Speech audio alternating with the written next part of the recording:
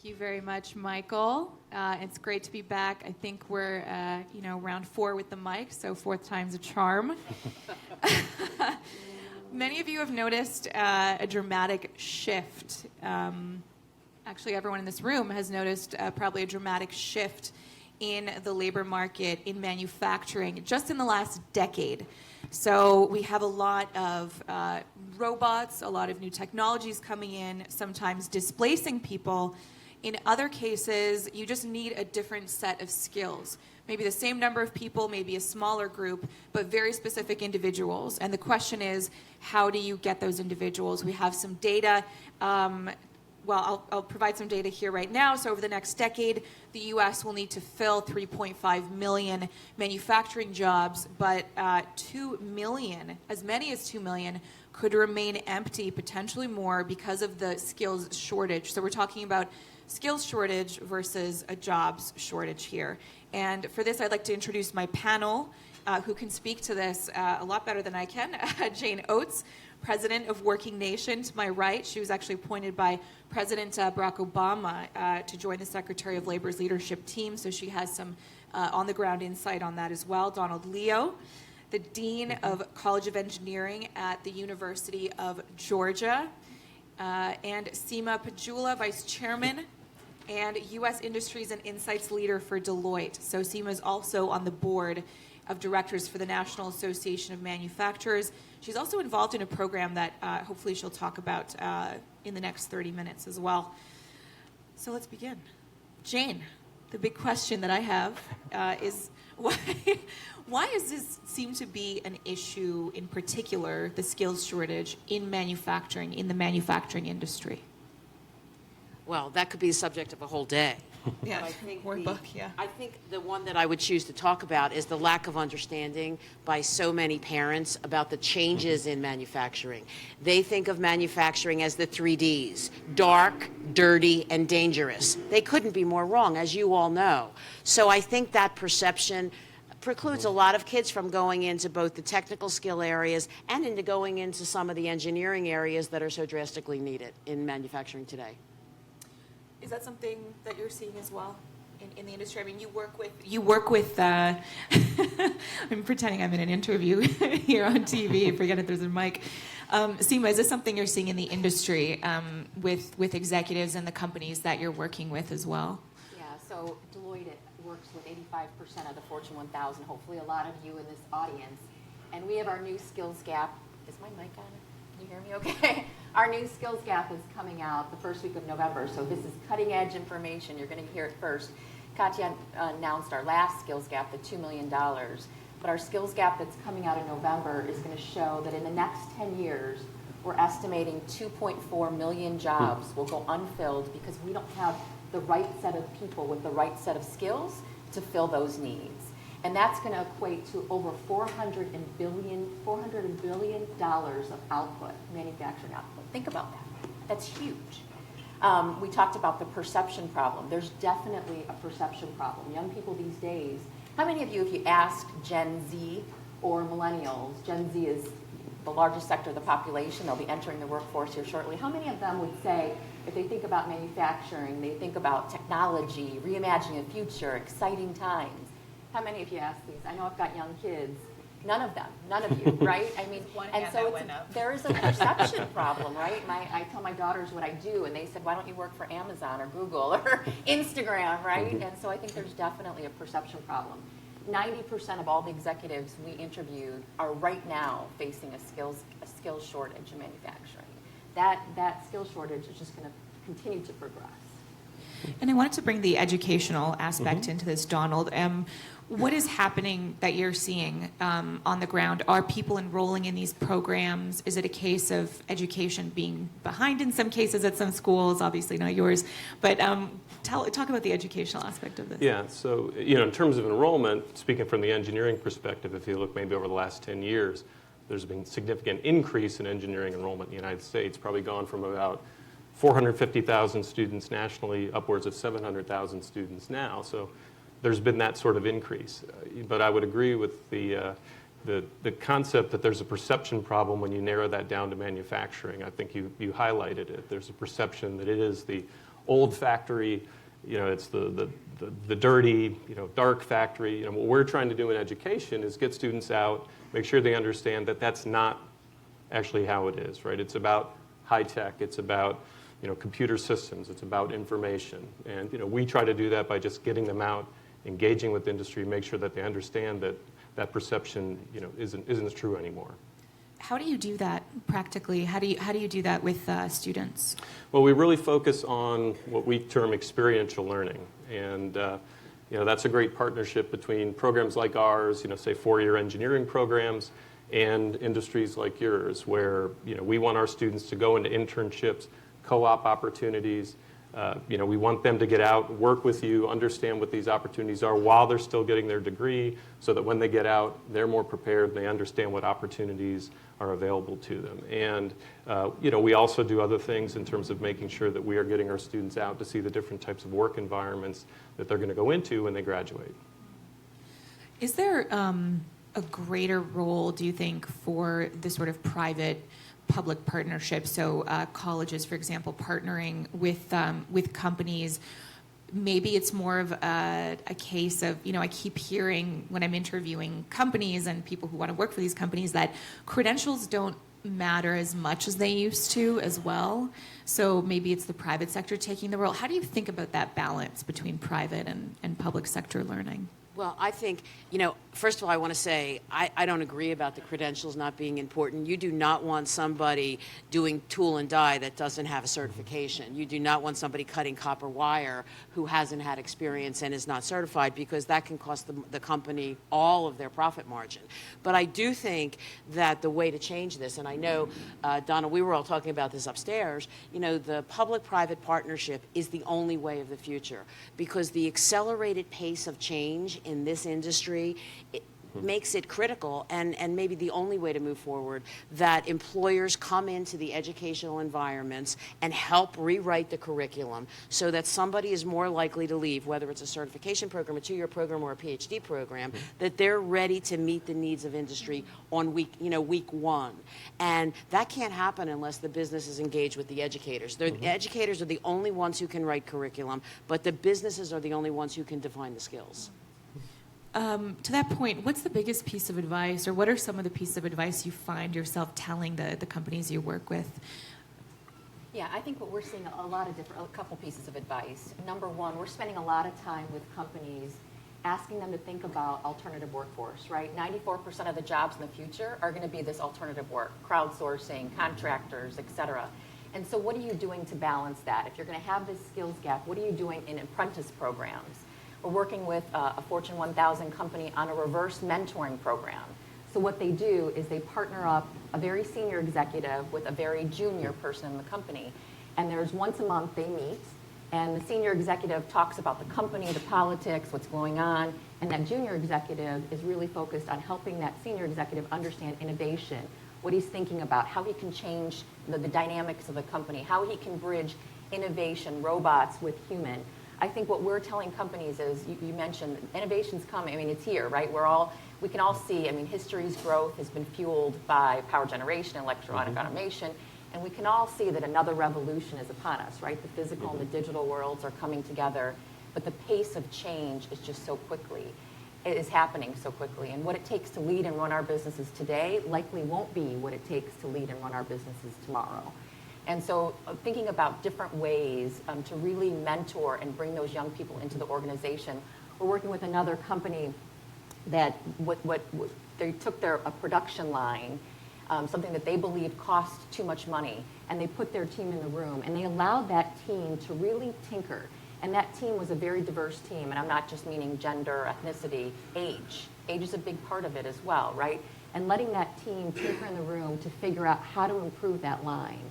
And it's not focused just on cost reductions, because if we think technology is just about reducing costs, we're going to miss the greater good. We need to partner technology with people and have the people do what's uniquely human: empathy, decision-making, creativity, problem-solving, those kinds of things. And when you put all those things together, and really look at performance metrics, not on just cost, but on value, it really has produced amazing results. And so that's what we're seeing a lot of: reverse mentoring, apprenticeship programs, contract labor, looking at, females make up about 50% of the workforce, yet they make up only about 25% of the workforce in our industry, one of the lowest of all industries. Katya mentioned a program that I'm, yeah, look at the dynamics in this room. A program I'm involved in. I sit on the National Association of Manufacturers Board, and I lead their Women in Manufacturing initiative. And over the last 5 years, we've touched 300,000 people, from school-age kids all the way through adults, to get people excited and passionate about careers in manufacturing. A truly amazing initiative that's focused on retention, development, and advancement of great talent in this industry. And on the government side of things, I'm really curious to get your view on, when you were working in the Labor Department, what kind of things surprised you?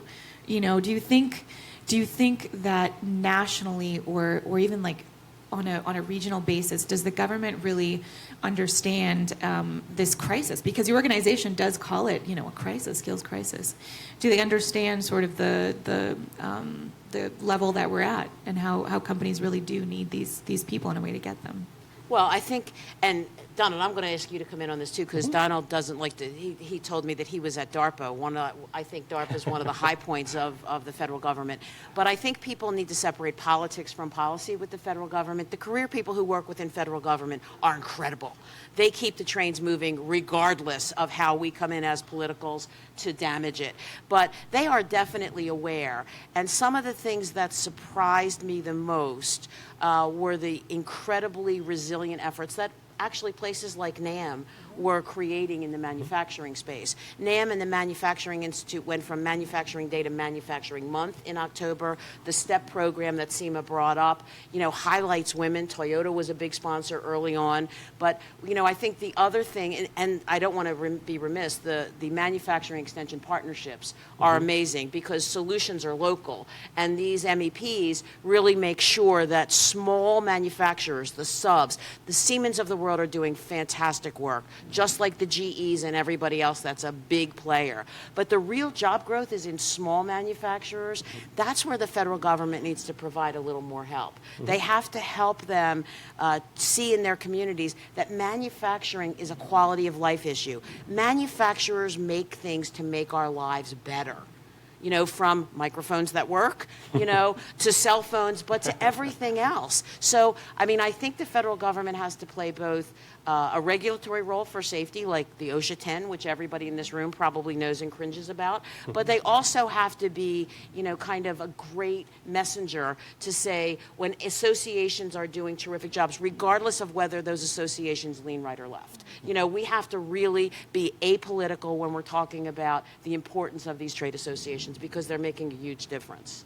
Yeah, is that something that you'd agree You have with? to say about DARPA. Well, and maybe a little bit more generally in the education sector, the federal government plays a critical role in terms of incentivizing diversity. There's a number of programs. I think, agencies like the National Science Foundation, for example, are, leaders in ensuring that we in higher ed have opportunities to, compete for programs that are going to incentivize to create a more diverse workforce. And so that's, I think, they really are a leader, and that has helped. Although, as we were chatting earlier, unfortunately in engineering, if we narrow it down to engineering a bit, only about 22% of the workforce is female.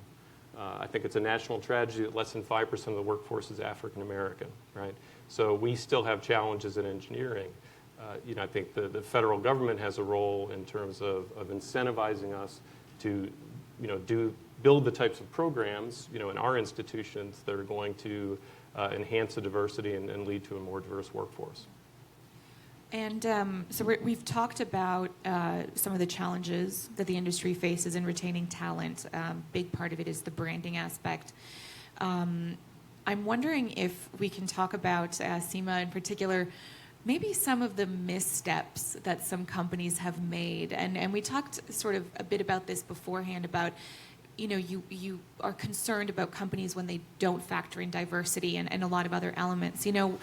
What are the biggest missteps they've made? What are the mistakes they've made? Right. A couple things. I wanted to talk a little bit about the ethics of work and society, because I think that's a big thing that a lot of companies miss, and the ramifications of your brand when you do something that isn't for the greater good of society. I think this younger generation is demanding companies, they'd rather take less pay and work for companies that are doing greater good for society. And so I think, I was actually talking to a Fortune 50 CEO last week, and he said, Seema, listen, he's a fairly new CEO, and he said, I came in as a CEO, everybody knew I was going to do a restructuring. And he said, so we started to see increased turnover, and our really highest talent people started to leave. And he said, I needed to do something to fix that. He said, what I decided to do was to reskill and talk about reskilling everybody. And even the people I was going to get rid of, I focused on reskilling them and putting them back into the society with a set of new skills and talents that they were going to be able to give back. And so, that it decreased the turnover. It made his highest talent employees want to stay. And it really, gave him a better brand in the marketplace. So I think what we're seeing a lot of is people and demands of this younger generation wanting to see that they work for organizations that care about what's going on in society. There's another company we're working with that has 280,000 employees. And we're working with them to take their lower talent, their lower skilled people, and train them around cloud and digital. I mean, think about that. That's 280,000 employees. It's a huge, and they're getting great accolades in the market for the work that they're doing. So I think that's a big piece, too, that we're all going to have to make sure we address. So increasing diversity, partnerships, a lot of private-public partnerships, a lot of partnerships with education. And yet, companies today are still being left behind. We talked about small manufacturers, for example, being among the hardest hit. Who are the companies that are struggling the most right now? And what can they do about it? I'll give just one brief example. When I was reporting a story in Pennsylvania, talking to a lot of manufacturers in Erie, and it seemed like there was almost like no hope in some cases. You can't find the bodies, you can't find the right set of skills, your production stalls, what do you do? So who are some of the companies that are being left behind in this? Is there anything they can do to sort of help themselves? I think the companies that have had the best results in this challenged economy, getting the talent that you need, are the companies that have a real vibrant role in their communities. They get involved. They may not have the name recognition of Siemens, but their community people know them because they're there on the soccer field or at the graduation, and they're there, more importantly, at the career fairs and at the places where students see what leadership looks like in corporate America. And I mean, most students don't know the difference between the owner or CEO of a 100 employee company as opposed to one that has 280,000. They know what they know. And if they see this person is ethical and cares about their community and cares about their workers, I think those are the companies that do the best. I would maybe add to that you mentioned that some of the smaller, medium-sized manufacturers are being left behind. I would agree with that, and I think we play a role in education as I would think of as a convener. There's a number of programs that places like us, UGA, and others, in higher ed, where we'll bring a large, company together, a Siemens with a small to medium-sized manufacturer. We'll bring them in a pre-competitive environment, allow them to learn from one another. I think that's a role that we can play in education to overcome some of that, because some of those smaller to medium-sized companies don't have the access to some of the tools that the larger companies have access to.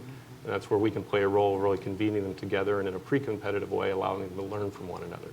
Is that kind of programming growing? Like, are you investing a lot more in it at the school level educational facilities? I'd say there's several investments. I would say that it's growing because I think there's a greater recognition on our part in higher ed that we can play that role. And it's a benefit to our students because it gives them the sorts of experiences that's going to prepare them for the jobs when they graduate. And I think it's growing because we in higher ed have more of a recognition that that's valuable. There's also some federal programs that incentivize that. And so, I've been in higher ed now about 20 years. I'd say today we're in a much better place with that sort of conversation than we were 15 or 20 years ago. And Connie, if I could just say, I don't want to put the big employers to the side, because I think if the larger name recognizable employers talked more about their supply chain, because these small guys are making the lug nuts for the Airbus planes. And if they knew, if people understood that they were a part of a bigger project, being a part of that supply chain, I think it would really help both people have the esteem to kind of think I want to work for that company, because before I just knew he was Joe's machine shop. Now I know he's part of Delta or Airbus or whatever. Maybe I'd want to go to work there. So I think the articulation of supply chains by these bigger manufacturers could really help. Katya, one other thing I might add on the workforce and the skills gap piece. We're working with a small global manufacturer. And one of the things that they've done is to tap into their retiree pool. So they do an offboarding program. And people are living longer, wanting to work longer in their careers. And so what they've done is, part of offboarding, their employee that's leaving, do you have an interest in doing something, coming back, helping reskill, helping work with others? And so it's a contract labor force that they didn't have access to, or pool of talent that knows their business, knows their company, et cetera, that they tap into on a regular basis when they need to fill gaps, because they are a smaller production shop and they have, variability in their production, and they can tap into this other retiree pool, which is really interesting and fantastic on both sides.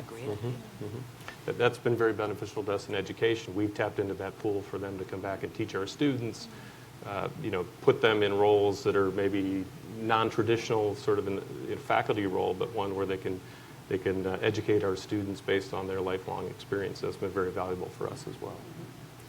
Where would you say companies are spending the most money right now? I mean, we're talking in general about things that are very important, programs that are important, things to think about. Where are they putting their money? We're Bloomberg. I want to talk about dollars. Is it into recruiting? Is it into maybe making one or two of those big hires of those people that are going to maybe retain even more talent?